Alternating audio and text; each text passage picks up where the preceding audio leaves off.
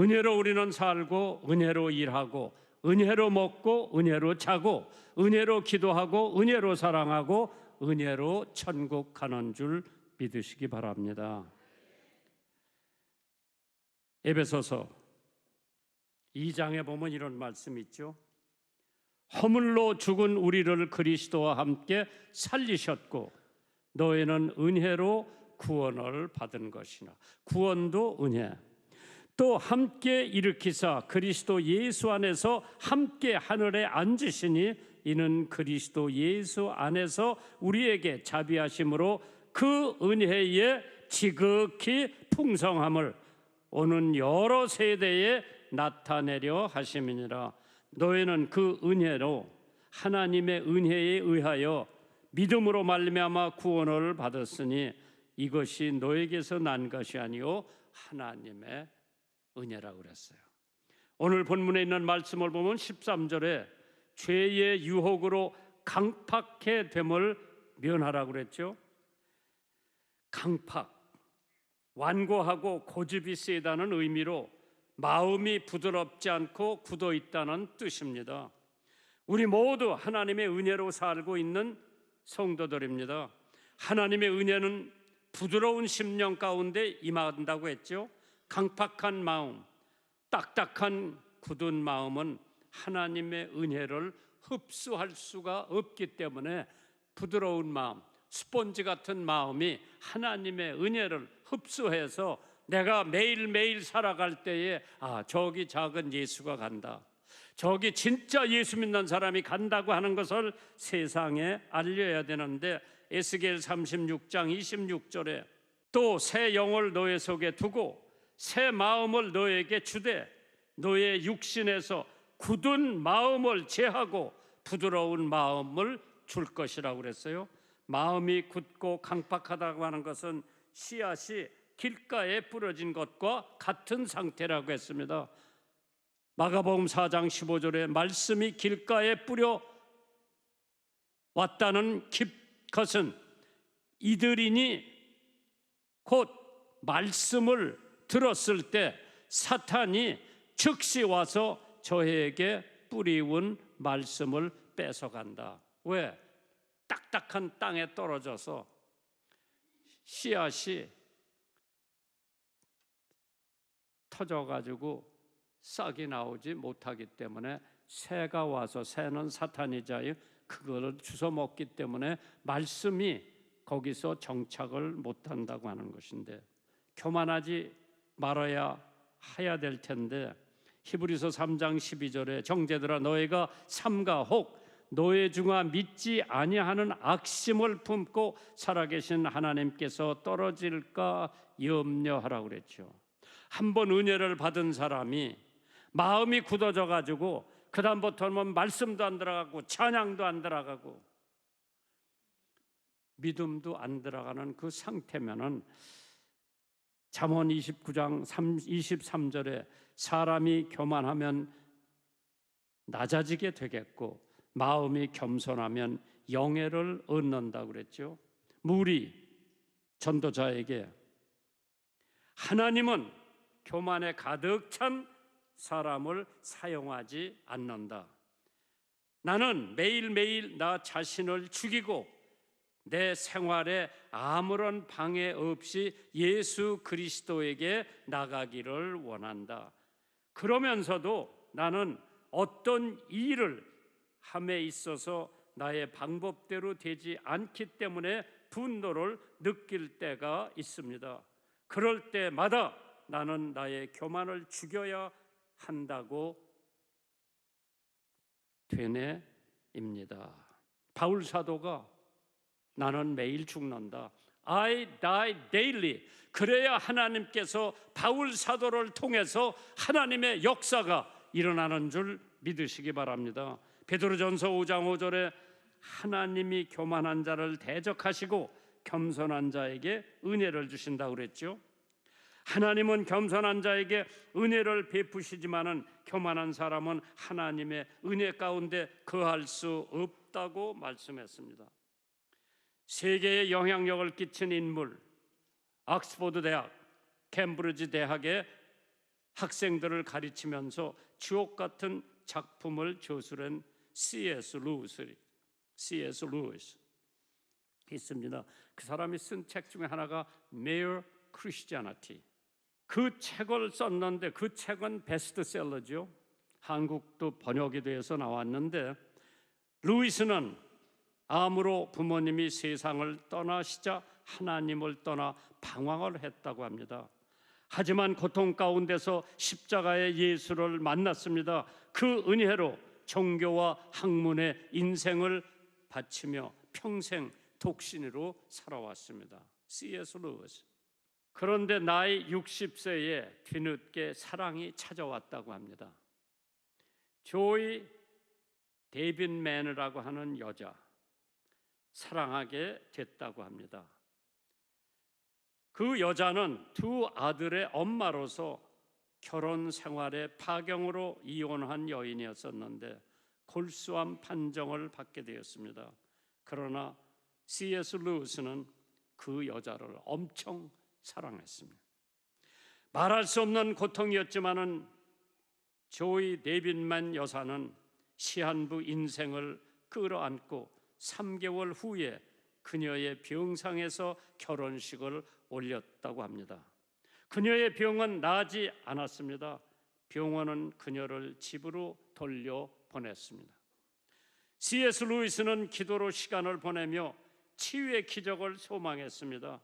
병세의 호전은 보였지만은 그녀가 원했던 그리스로 늦게나마 신혼여행을 떠났습니다. 그러나 골수암이 재발했고 이듬해 그녀는 천국으로 떠났습니다. C.S. 루이스는 골다공증의 육체적 고통과 함께 아내를 보살피느라 탈진한 상태에서 아내의 죽음을 맞이하게 되었습니다. C.S. 루이스는 아내를 잃은 슬픔에 격정적으로 하나님께 질문을 던졌습니다. 하나님의 은혜를 깨닫게 되었습니다. 옥스퍼드 대학에 강의를 했을 때 한 젊은이가 C.S. 루이스에게 이러한 질문을 던졌다고 합니다. 교수님, 하나님이 살아 계시다면 왜 이 세상에 형언할 수 없는, 설명할 수 없는 고통을 주십니까? 그러자 C.S. 루이스는 형제여, 이 세상을 살아가는 사람들이 그러지 않아도 오만과 교만한데 고통마저 없다면 얼마나 더 교만하겠는가? 고통은 사람을 깨우쳐주는 하나님의 확성기이며 하나님의 메가폰이라고 대답을 했다고 합니다. 인생의 고난과 고통을 주시는 하나님의 뜻이 어디 있는지 알 수는 없지만은, 하지만 분명한 사실은 그리스도인으로 고난이 찾아올 때마다 나 자신을 돌아보아 겸손히 무릎을 꿇고 하나님을 의지해야 한다고 하는 야고보서 4장 6절의 말씀입니다. 그러나 더욱 큰 은혜를 주시나니 그러므로 일러스되 하나님이 교만한 자를 물리치시고 겸손한 자에게 은혜를 주신다고 약속했습니다. 교만은 여러 가지 형태로 가지고 있는데 거만한 태도를 갖고 있는 사람들에게는 쉽게 발견할 수 있다고 합니다. 마음이 교만한 사람은 심령이 굳고 강팍한 사람이라고 했습니다. 교만은 겸손의 반대 개념으로 스스로 우월감을 심중에 품고 언제나 자기 중심이 되지 않으면 만족하지 못하는 마음의 상태라고 했습니다. 철저히 자기 중심적이며 철저히 손해보지 않으려는 마음, 타인을 용납하지 못하는 마음, 이 모두가 교만한 마음이며 교만이 최대의 죄라고 했습니다. 시편 31편 23절에 너의 모든 성도들아 여호와를 사랑하라. 여호와께서 성실한 자를 보호하시고 교만히 행하는 자에게 엄중히 갚으시느니라. 사울이 대표적인 인물입니다.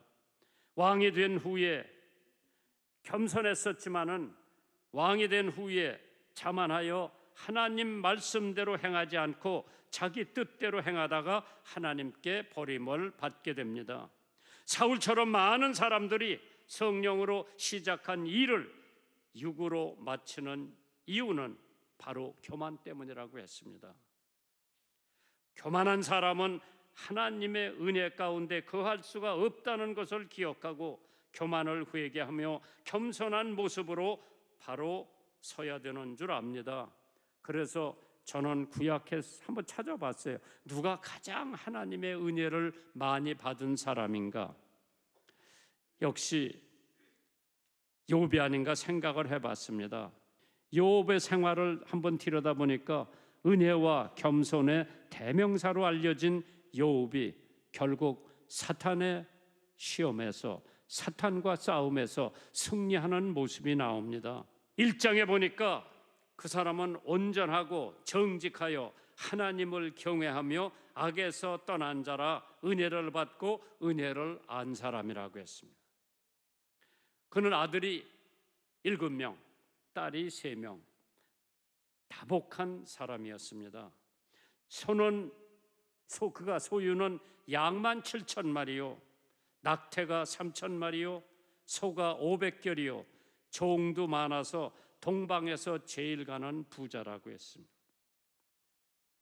사탄은 욥을 봤을 때에 하나님이 그 소유를 울타리 해 주셨기 때문에 그가 하나님을 믿지, 만약 하나님이 그를 도와주지 않으면 그도 하나님을 저주할 사람이라고 자신 있게 말을 했는데, 하루는 하나님께서 사탄에게 그래 네 마음대로 한번 해봐. 그래 강한 바람이 불어가지고 10남매가 제일 맏형 집에서 파티를 하고 있는데 바람이 불어가지고 네 모퉁이에 지붕이 폭삭 내려앉아서 10남매가 다 죽었습니다. 망한다 그렇게 망한 집은 없을 겁니다. 또 사람들이, 또 강도들이 와서 소도 가져가고 양도 가져가고 염소도 가져가고 낙타도 가져가고, 참 이러한 가운데에도 욥이 대답을 이렇게 합니다. 일어나서 겉옷을 찢고 머리털을 밀고 다음에 엎드려서 내가 모태에서 알몸으로 나왔은즉 알몸으로 돌아갈지니라. 주시니도 여호와요 거두시는 이도 여호와이시니 여호와의 이름이 찬송을 받으실지어다. 욥이 범죄하지도 않고 원망하지도 않았다고 받은 은혜가 너무 커서 그것을 감당할 수 있는 욥을 봤을 때에 정말 하나님께서 욥만큼 은혜를 많이 받고 그 은혜를 아주 그냥 만끽한 사람은 별로 없는 줄 압니다. 여호와께서 이와 같이 말씀하시되 지혜로운 자는 지혜를 사랑하지 말라. 용사는 그 용맹을 자랑하지 말라. 부자는 그 부함을 자랑하지 말라고 하나님께서 예레미야의 9장 23절에 적어놨습니다. 그래서 우리는 그 은혜를 항상 간직을 하려면 항상 기도에 열중을 해야 됩니다. 데살로니가전서 5장 17절에 쉬지 말고 기도하라. 기도의 끈을 놓지 말라 그러는 거죠. 히브리서 13장 13절에 오직 오늘이라 일컫는 동안에 매일 피차 권면하여 너희 중에 누구든지 죄의 유혹으로 강팍하게 됨을 면하라 그랬어요. 그거 이룰 수 있는 것은 기도밖에 없어요. 그래서 새벽 기도, 밤 기도, 철야 기도, 우리는 때 있을 때마다 항상 기도해야 한다고 그러죠. 예수님께서 시험에 들지 않도록 항상 깨어 기도하라고 말씀하셨습니다. 마태복음 26장 41절에 시험에 들지 않게 깨어 있어 기도하라. 마음은 원이로되 육신이 약하도다. 새벽 기도에 그렇게 가고 싶어도 몸이 따라주질 않아서 일어나지 못해서 새벽기도 못 하는 사람들 더러 있어요.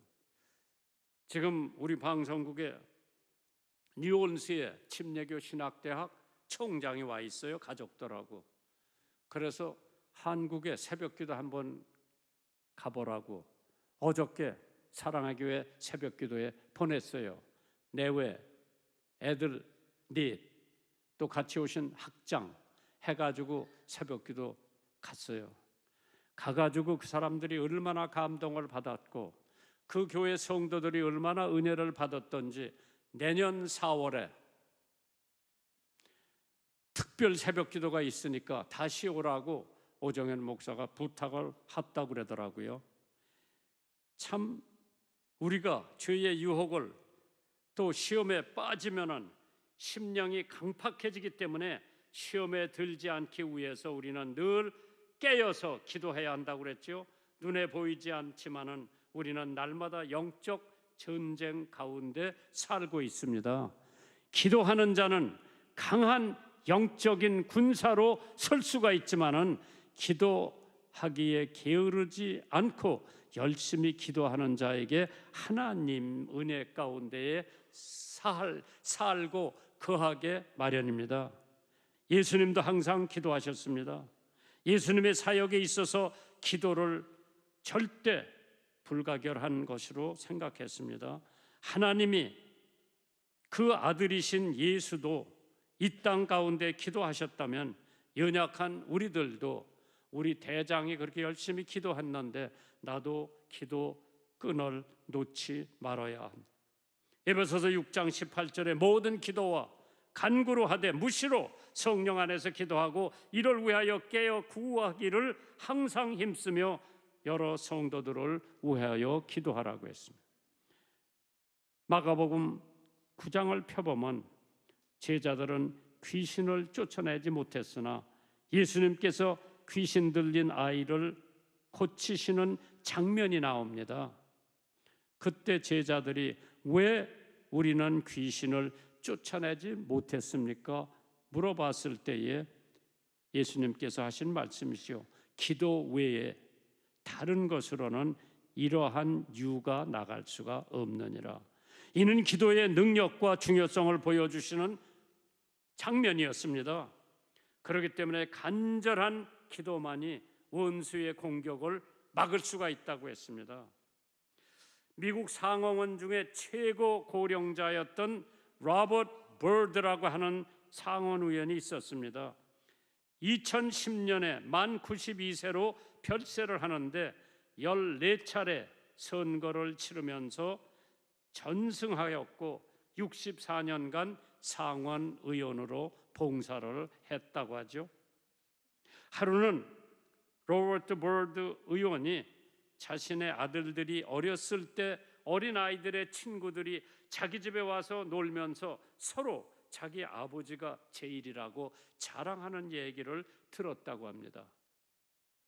한 아이가 우리 아버지는 주지사와 제일 친한다고 칭찬하고 자랑을 합니다. 또 한 아이는 우리 아버지는 연방정부 대법원장과 친하다고 자랑을 하더랍니다. 또 다른 아이 하나는 우리 아버지는 아이젠하워 대통령과 친한데 오늘 아침에도 대통령과 통화하는 것을 들었다고 자랑을 했습니다. 친구들의 말을 다 듣고 있던 로버트 버드 의원은 어린아이들은 이렇게 말했습니다. 우리 아버지는 그 상원의원의 아들이 이런 말을 했어요. 우리 아버지는 하나님과 제일 친하다. 오늘 아침에도 우리 아버지는 하나님과 무선으로 전화로 이야기하는 것을 들었다.